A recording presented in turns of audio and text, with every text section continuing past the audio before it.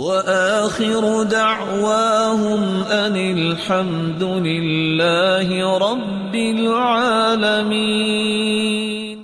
اس لیے تنباوی لکھتے ہیں میں نے قرآن کو 70 سال پڑھا ہے لیکن صرف ایک بات سمجھائی ہے، وہ کیا ہے؟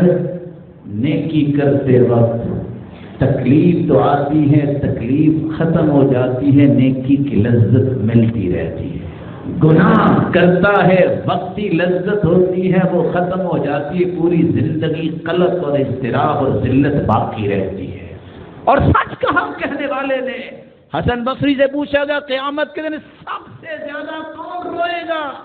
کہا جس کو اللہ نے نعمتیں دی فاستغلها فی معصیت اللہ، اس نے نعمتوں کو اللہ کی نافرمانی میں لگا دیا، سب سے زیادہ قیامت کے دن یہی روتا نظر آئے گا۔ میری اللہ سے دعا ہے اللہ ہمیں معاف فرمائے۔